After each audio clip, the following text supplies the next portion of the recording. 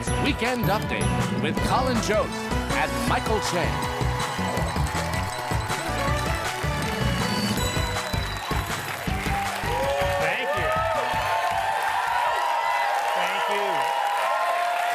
Good evening, everyone. Welcome to Weekend Update. I'm Michael Che. I'm Colin Jost. Well, we start tonight with some breaking news. Just a few hours ago, Spirit Airlines permanently shut down mid-flight. The airline stranded thousands of passengers at airports with no employees manning any of the check-in desks. Spirit said they were proud they were still maintaining their normal level of service. Cole Thomas Allen, the alleged Correspondents' Dinner shooter, took this selfie in his hotel room shortly before his assassination attempt, which he captioned, "Felt cute, might delete president." This week, King Charles visited the U.S. and met Zohran Mamdani. And I'm surprised he didn't take Mamdani back to England with him, because he is an Indian treasure. Okay. King Charles visited the U.S. to mark the 250th anniversary of American independence from Britain and to seek the release of a British hostage being held by an American terrorist.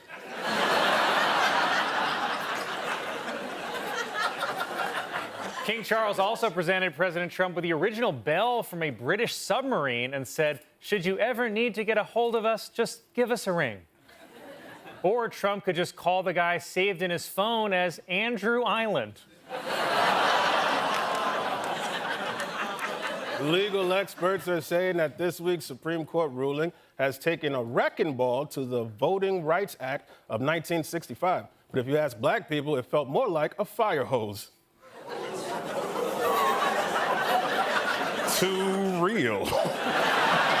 President Trump met with the Artemis II astronauts in the Oval Office and told them, "I like space," which is actually a direct quote from Melania's wedding vows. Defense Secretary Pete Hegseth, seen here right after the bartender cut him off,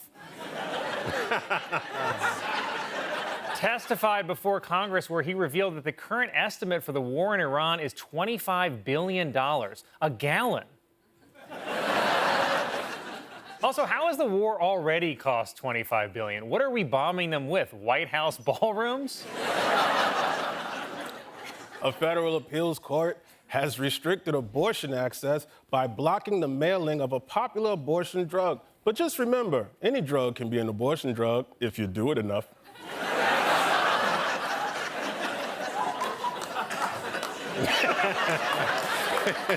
Don't one guy clap.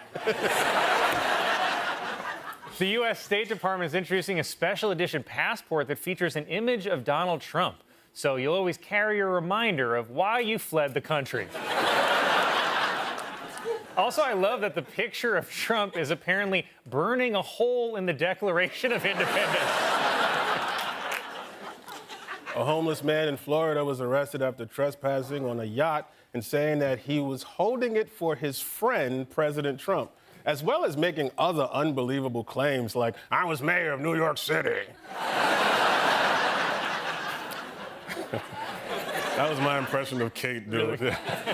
Representative Alexandria Ocasio-Cortez said she thinks it's possible America has already had a gay president. And here's a guess, maybe it's the one obsessed with ballrooms and the Village People.